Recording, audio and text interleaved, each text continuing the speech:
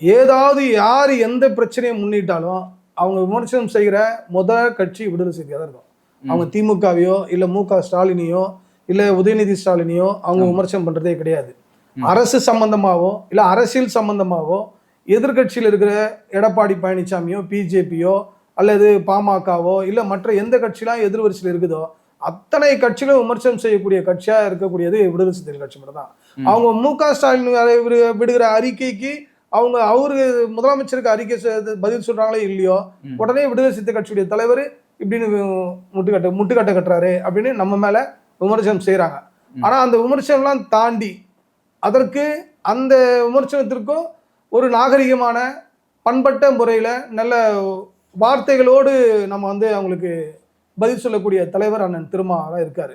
அது அந்த பிரச்சனையும் சால்வ் பண்ணக்கூடிய, அதாவது அவர் சொல்லக்கூடிய பதிலிலே அவங்க கேட்கக்கூடிய கேள்வி அவங்க முன்வைக்கிற விமர்சனத்துக்கு அத்தனைக்குமே தீர்வாயிடாது.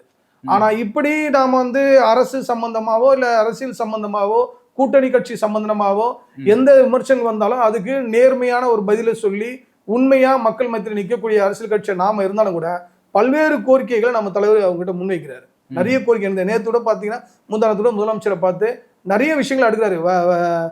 பட்டதாரி வாத்தியார்கள் பிரச்சனை, அப்புறம் நிலம் பிரச்சனை, நிறைய பிரச்சனை, அப்புறம் இலங்கை தமிழர்களுடைய பிரச்சனை, நீங்க இவங்ககிட்ட பேசணும்னு சொல்லி. ஆனா அவங்க பெரும்பாலும் எதுவும் பண்றதே கிடையாது.